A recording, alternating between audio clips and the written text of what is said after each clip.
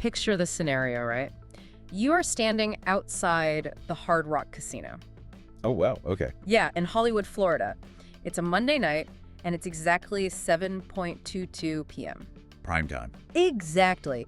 And if you have ever been to like a major casino resort, you know exactly what the valet stand looks and feels like at that hour. Oh, absolutely. It's a highly engineered hive of synchronized activity. Right. You've got luxury vehicles continuously pulling up. The neon lights of that massive, guitar-shaped hotel are reflecting off the polished hoods. Doors slamming everywhere. Yeah, doors slamming, valets are just jogging back and forth with tickets, and you have that really heavy humidity of South Florida just kind of hanging in the air. It's a very specific vibe. It really is. Yeah. And it's a space that's meticulously designed for glamour, for flow, and honestly, above all, for total control. Right. Control is the key word there. The casino dictates where you stand, where you drive, and, they watch every single movement you make. Every square inch is monitored.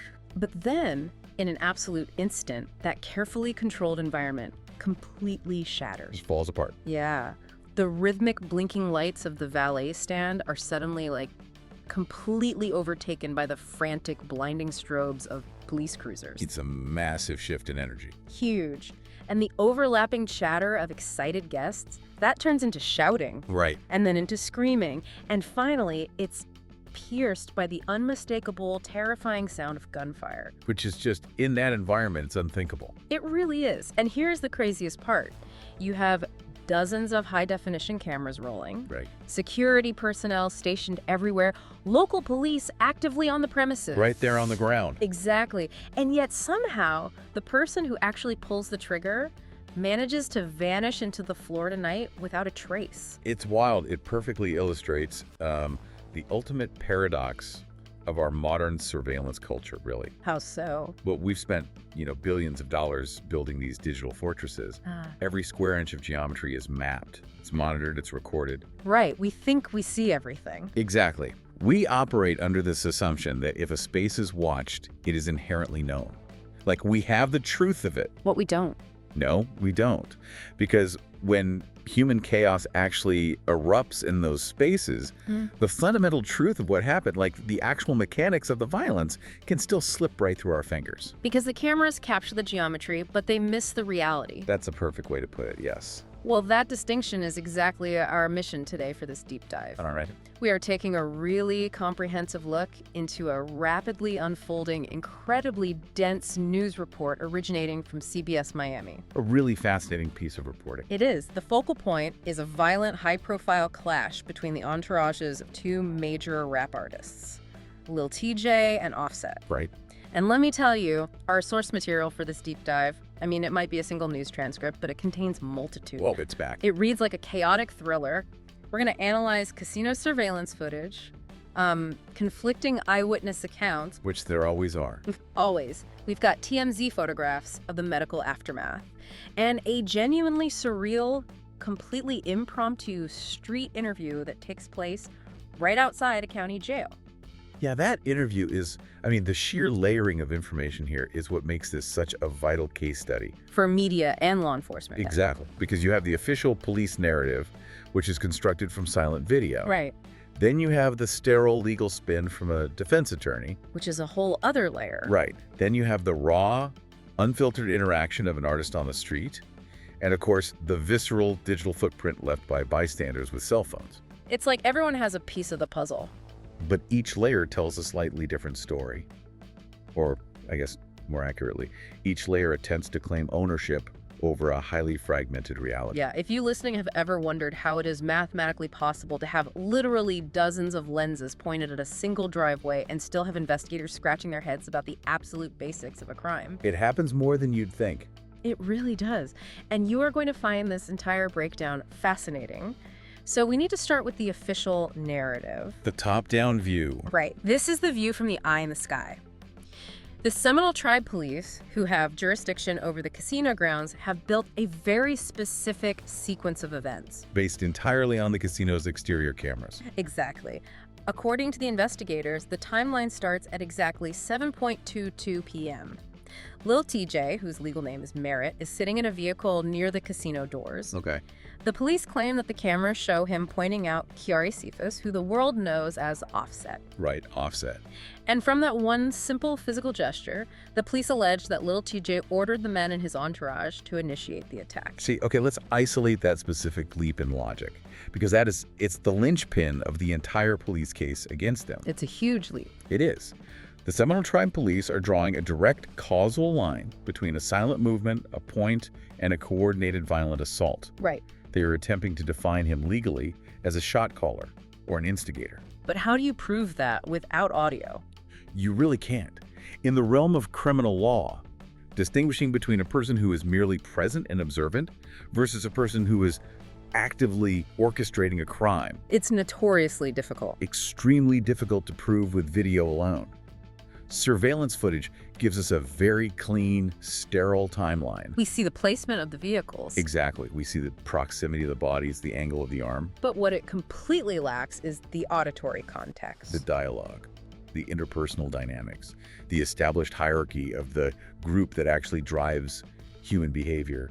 We don't have any of that. Yeah, I have to challenge this top-down police theory right here, because injecting that level of specific intent into a silent video feels like a massive reach to me. It's a significant assumption. Let me borrow a concept from behavioral analysis, right? Kinesics. The study of body movement. Exactly. Context is absolutely everything. Like, if you and I are sitting in a car, Right. and I point out the window and say, hey, look, isn't that the guy from the conference? And then someone else in our car suddenly jumps out and starts throwing punches. My point wasn't an executive order. Right. It's just an observation. It is just me pointing something out. The police are projecting a highly specific verbal command onto a completely silent physical motion. How do they even justify that legally?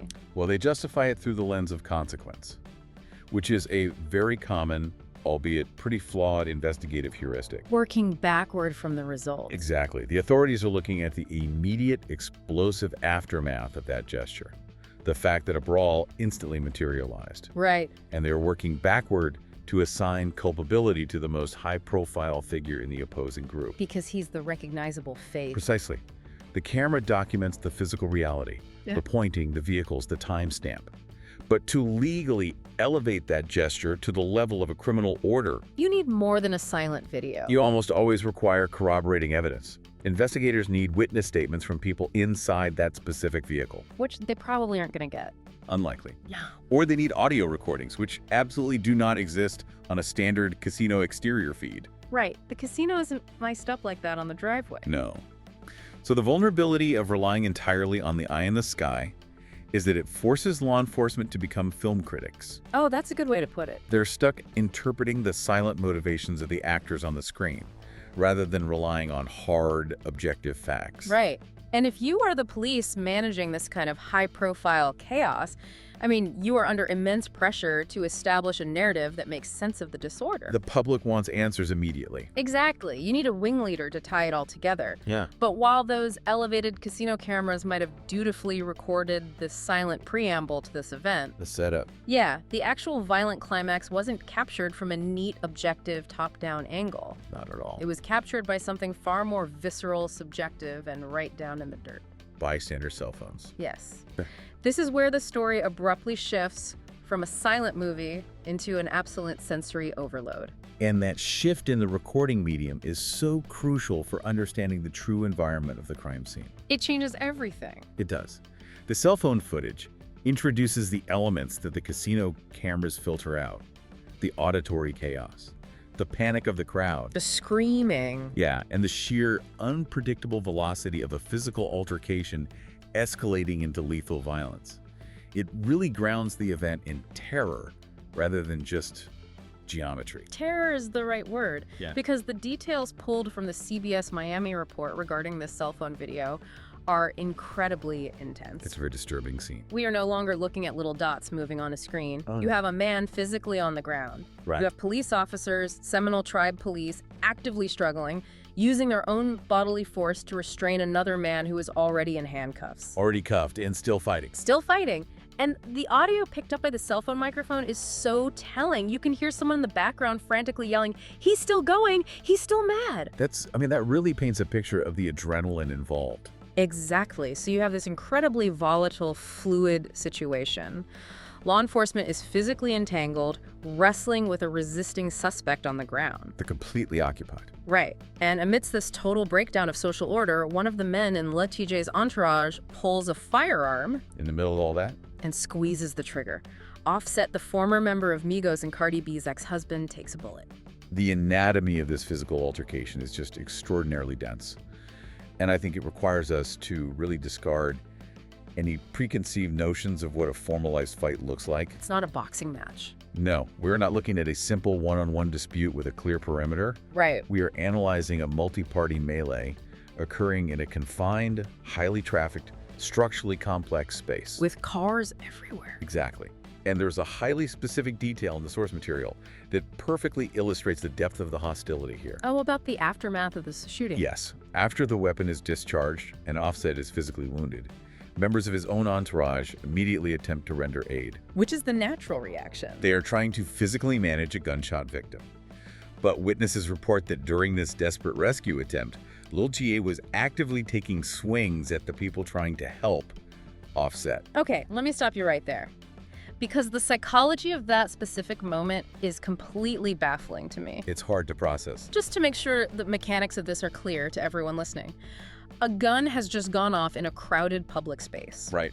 A highly recognizable celebrity is bleeding on the concrete. Yes. People are actively trying to administer medical aid, or at least drag him out of the immediate line of fire, and the physical fighting does not stop. It does not. The man the police allege is the ringleader is still throwing punches at the individuals rendering aid. According to the witness statements provided to the police, yes, that is exactly what occurred. That is insane. And it speaks volumes about the physiological state of the individuals involved.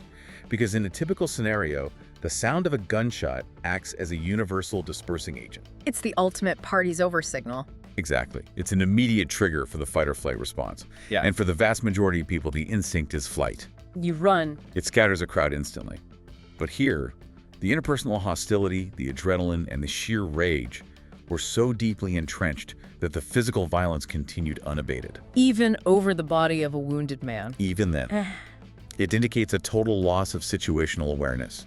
Just a complete surrender to the primal mechanics of the brawl. It sounds like absolute bedlam, just pure chaos. And this chaotic reality leads us directly into what I consider to be the most staggering logistical fact in this entire CBS report. The escape. Yes. Offset is treated by paramedics and loaded onto a stretcher. We know this for a fact because TMZ immediately gets their hands on photographs of the stretcher. Which injects an entirely new layer of media circus into the event. Oh, of course. It immediately goes global.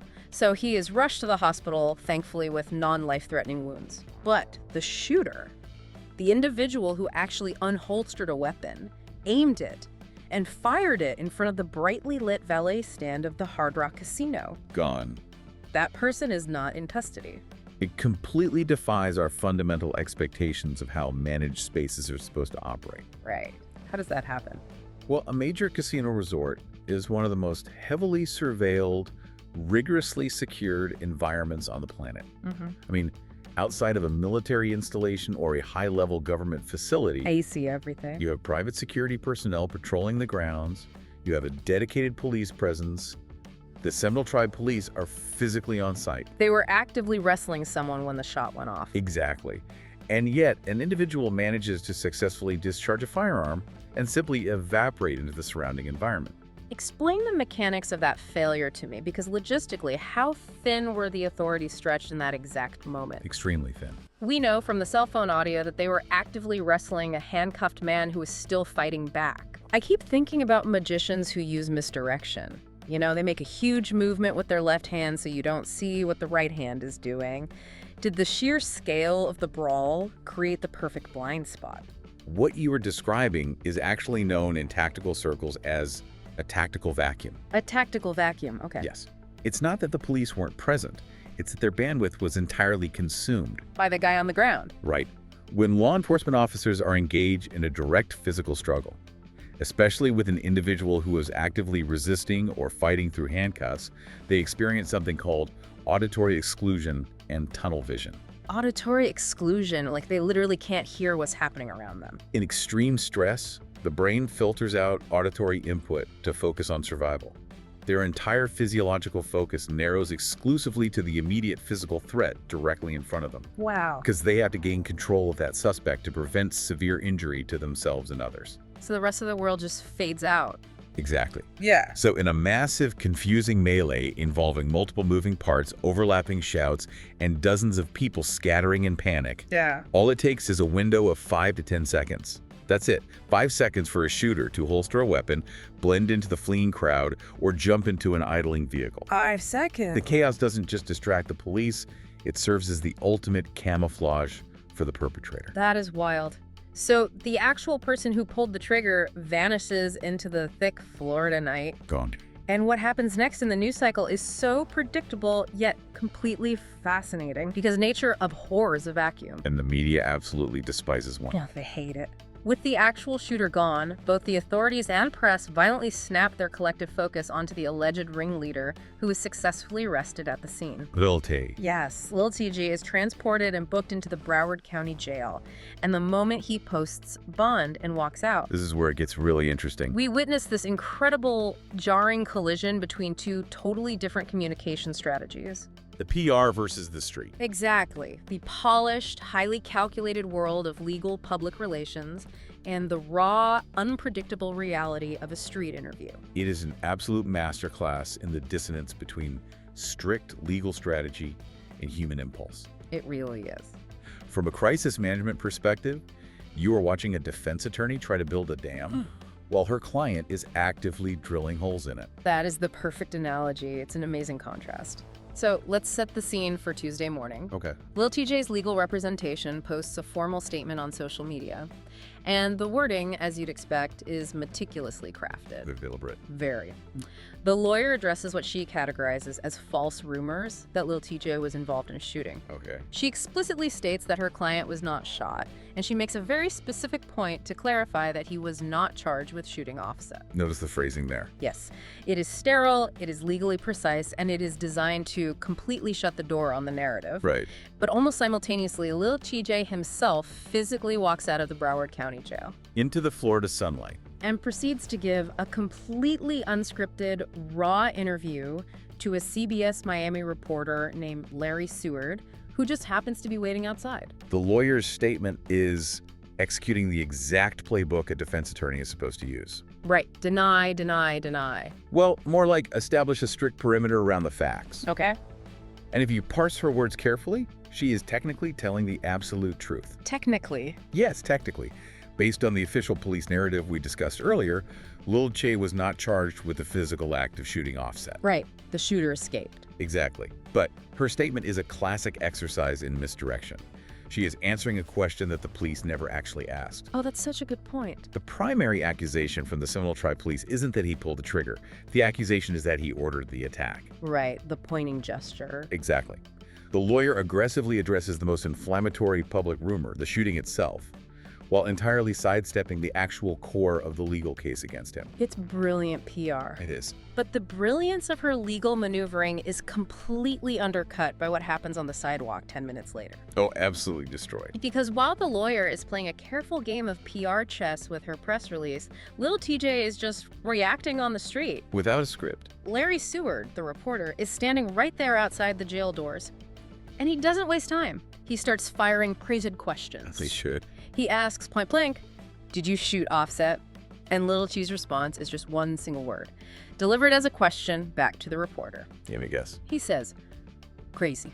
Crazy. Crazy, just like that. That response is... It's a rhetorical deflection. It's not a no. It is absolutely not a no. He does not offer a definitive, factual denial. Right. Instead, he questions the sanity of the premise itself. By saying crazy, he implies that the very idea of him pulling the trigger is so fundamentally absurd that it doesn't even warrant the dignity of a direct answer. It's dismissive. It's almost mocking the reporter for even asking. Yeah. But Seward is a pro. He's not going to just let that go. He pushes past the deflection. The good reporter. Yeah. He pivots from the shooting to the disorderly conduct charge. He asks about the physical fight near the valet stand. Okay, getting closer to the actual charge. And Lil Tjay responds by saying, and I'm quoting the transcript exactly here, that Offset would never play with me like that in his life. Wow. Yeah, never play with me like that in his life. That is such a highly specific, loaded phrasing. Right. What does that even mean in a legal context? Well, legally, it's a nightmare. Because it's not a denial that a fight occurred. No, not at all. It's an assertion of dominance. It is a public statement about the social hierarchy of their relationships. He's basically saying he wouldn't dare. Exactly. It is utterly surreal to watch. You have a criminal suspect fresh out of a county jail, essentially holding an impromptu press conference and litigating his personal grievances and status on local television. Right in front of the jail. It speaks volumes about the modern ecosystem of celebrity, ego, and consequence.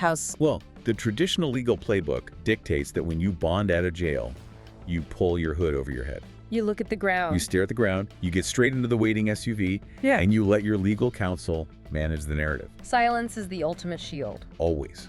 But in a culture where an artist's reputation, their perceived strength, and their street credibility are inextricably tied to their commercial success. They can't look weak. Exactly. There is this immense, overwhelming pressure to control the narrative in real time. By standing there and speaking directly to the local news cameras, he is attempting to project an aura of unbothered confidence. He wants to look untouchable. Right.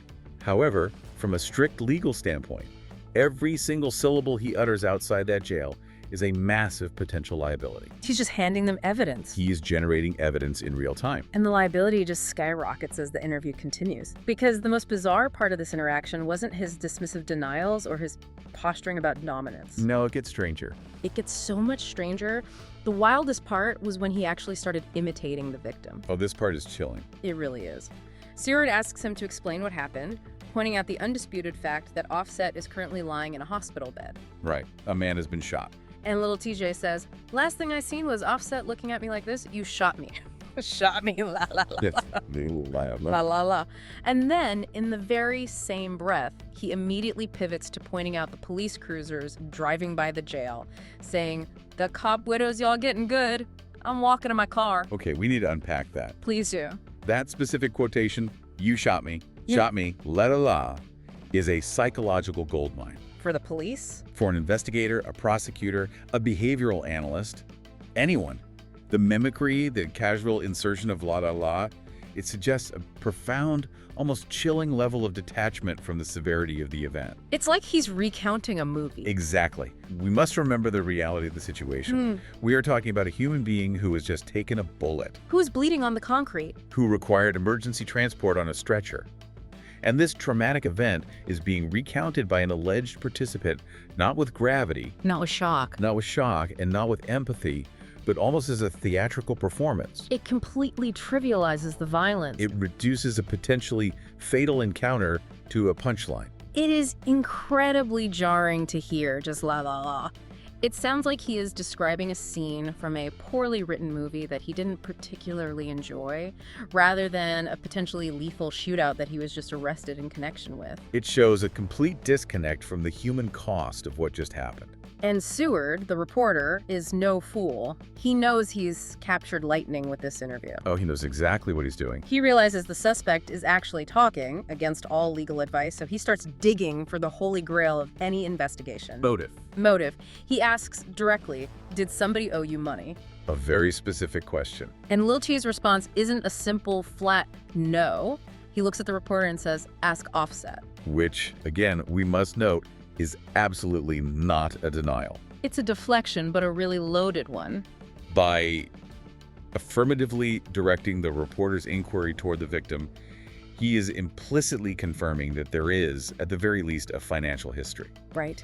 A debt, or some form of friction between them that is highly relevant to the situation. He's basically admitting they have financial ties that might lead to a conflict. He is taking the burden of explanation and placing it squarely on the man lying in the hospital bed. Yeah. He is essentially saying, there is a story here, but I'm going to make him tell it. It's such a tantalizing clue. So Seward follows up. He asks, do you have issues with Offset? Pushing for that motive. And finally, for the first time in the entire interview, we get a direct, unequivocal answer. Lil Tjay says, hell no. Hell no. So let's tally this up, right? He has no issues with him, but you should definitely ask him about the money he might owe. The contradictions are piling up rapidly. They are. And then The interview hits an absolute brick wall. The turning point. Yeah. Stewart asks a highly specific, incredibly loaded question. He asks if Lil Tjay ever made the statement that if he didn't get his money, he'd get it back in blood. Oof, that phrase. Get it back in blood. And before Lil Tjay can even open his mouth to formulate a response to that, an associate who is standing off camera suddenly jumps into the frame. He realized the danger. Completely shuts the interview down. The associate says, yo, don't say nothing, bro. That is, the sudden physical and verbal intervention by the associate is undoubtedly the most telling moment of the entire exchange. Why is that the tipping point? Because up until that specific second, Lil Tjay was managing the flow of questions. He was feeling confident. Right, he was playing a game of verbal tennis with the reporter. Yeah. Deflecting, mocking, controlling the pace. Well, look. Exactly. Ah. But the introduction of the phrase, get it back in blood, completely alters the atmospheric pressure of the interview. It got real. The tone shifts instantly from a casual media interaction to a moment of acute legal jeopardy. Break down the legal weight of that specific phrase for me. Like, why is get it back in blood so radioactive that a friend has to physically step in and silence his own artist on local television? Because that phrase completely shifts the context of the crime. From what to what? From a spontaneous, heat-of-the-moment altercation, a brawl that got out of hand, to premeditated violence. Premeditation. Yes. Get it back in blood is a common colloquialism, certainly. Right, you hear it in music, on the street. But in a court of law, words have distinct legal definitions. Yeah. If prosecutors can establish that a statement threatening lethal force over a debt was made prior to the shooting. Then it wasn't just a random fight at a valet stand. Exactly. It provides the exact missing piece the police need to solidify their case. Motive and intent. It transforms the narrative entirely. It changes everything. It changes the story from a random fight broke out at a valet stand and someone panicked and pulled a gun, to a specific debt was owed, a clear threat of lethal force was issued, and that threat was systematically executed at the casino. That is a massive difference in charges. Massive. Yeah. The associate off camera recognized instantly that the reporter's question had crossed the line from PR management into direct, undeniable legal liability. That makes perfect sense. When the reporter asks a vague question about owed money, Tjay deflects. It's just business. Right. But when the phrasing turns to blood, when it implies premeditation, the entourage has to act as an impromptu defense attorney and pull the plug on the camera. They had to stop the bleeding, legally speaking. It demonstrates that despite all the bravado, the crazy, and the la, the stakes are incredibly high. Extremely high. And the people in his inner circle are acutely aware of exactly how quickly boastful words can be translated into a lengthy prison sentence. One wrong word can end a career and put you away for decades. And honestly, the mention of the word blood in this specific context serves as a really grim, sobering transition for our analysis today. It does. It really grounds the whole situation. Because for Offset, the man bleeding on the stretcher, gun violence is not just some dramatic interview topic or a hypothetical threat. It is a repeating, devastating tragedy that defines his recent life. This is where we must broaden our scope and really examine the profound context surrounding these incidents. The history. Right. The CBS Miami report does excellent journalistic work by contextualizing this specific casino shooting by looking backward. They connect the dots. They remind the audience of a dark, inescapable historical fact. This violent attack on Offset at the Hard Rock Casino comes less than 2 years after a horrific, life-altering incident in downtown Houston. Yes. Less than 2 years ago, Offset's brother and his fellow Migos rap group member, Takeoff, was killed. A massive loss for the music world and obviously a devastating personal loss for Offset. He died in a shooting at a bowling alley in Houston, and according to the news report we are analyzing today, the accused killer in that Houston case is currently actively preparing for trial. So the wound is still incredibly fresh. Exactly. You have a situation where Offset is already carrying the unimaginable heavy grief of losing his own brother to sudden gun violence. Right. And while navigating that grief, while preparing for a trial, he now finds himself the literal victim of another shooting. The cyclical, inescapable nature of this violence is profound. When we analyze the psychological toll, we really have to deeply consider what it means for a human being to exist in that specific headspace. It's hard to even fathom. Psychologists refer to this as complex trauma or compounding re-traumatization. Compounding re-traumatization. Yes, you're actively navigating the complex, prolonged, and emotionally agonizing judicial process of your brother's murder trial. Which means you are constantly reliving it. Every single day, you are waiting for the legal system to provide some semblance of justice, or at least closure. Right. And while you are bearing that immense emotional weight while you are grieving, you are subjected to a violent attack that perfectly mirrors the very trauma you are mourning. It's like a nightmare looping over and over. It completely shatters any illusion of safety. Any belief that wealth or status can provide distance from the violence that took your family member. When you step back and look at the entire picture we've painted today, it is incredibly sobering. It really is. We are talking about extremely high-profile individuals. Artists who have achieved massive global success and accumulated significant wealth. They've reached the pinnacle of their industry. And they are moving through spaces that are supposedly heavily curated for their safety, luxury, and comfort. Like the valet stand of a billion-dollar casino. Exactly. The brightly lit valet stand of a massive resort. Right. And yet, the threat of lethal violence seems completely inescapable. It follows them. It follows them everywhere. It pierces the bubble of security effortlessly, completely, regardless of how many high-definition cameras are rolling. Or how many valets are watching. Or how many armed tribal police officers are actively patrolling the premises. None of it stopped a bullet. It highlights a sobering reality about the physical environments we construct. We build these massive casinos, and we equip them with the most advanced surveillance technology available. We spend billions on it. Right. And we operate under the fundamental assumption that visibility equals deterrence. If they know they're being watched, they won't do it. That's the theory. But that assumption is flawed. Clearly. Deterrence relies entirely on the rational calculation of consequences by the actors involved. You have to be thinking clearly to be deterred. Exactly. In the heat of a violent altercation, when deep-seated grievances, whether they're financial debts, personal vendettas, or perceived slights of disrespect, Or someone feeling like they are being played with. right, when those feelings boil over into pure rage, rational calculation evaporates entirely. They aren't looking at the cameras? The cameras are rendered completely impotent. They cannot intervene. They merely become passive, silent observers to the tragedy, rather than active shields against it. Which brings us to the final thought on the whirlwind of this entire event. It's been a lot to process. It really has. We began our analysis at a meticulously controlled casino valet that was instantly transformed into a chaotic crime scene. The shift from order to chaos. We unpacked the surreal logistics of how a shooter could vanish into a tactical vacuum despite a heavy police presence. Slipping through the cracks. We examined the massive, jarring disconnect between a legally evasive PR statement crafted by a lawyer and a chaotic, contradictory, highly legally perilous street interview given outside a county jail. Crazy. La la la. Just surreal. And finally, we looked at the human cost. A victim already haunted by a tragic past, forced to face the nightmare of gun violence all over again. It leaves you with a lot to think about regarding our modern society. It does. What is the main takeaway for you? Well, we live in an era where a single event can be captured by casino surveillance feeds. Monitored from every angle. Right. Documented by paparazzi like TMZ, filmed from multiple angles on bystanders' cell phones. And then immediately dissected in a post-jail interview on the local evening news. Exactly. And yet, despite all of that coverage, all of those lenses, the person who actually pulled the trigger can still vanish into thin air. It's a terrifying thought. It is. It forces us to ask a deeply uncomfortable question. In a world where absolutely everything is recorded, how much of the actual truth are we successfully capturing? It's like trying to catch water with a net. That's a great analogy. We keep building the nets bigger and more expensive, assuming that if we just cover enough area, we'll capture everything. But we don't. No.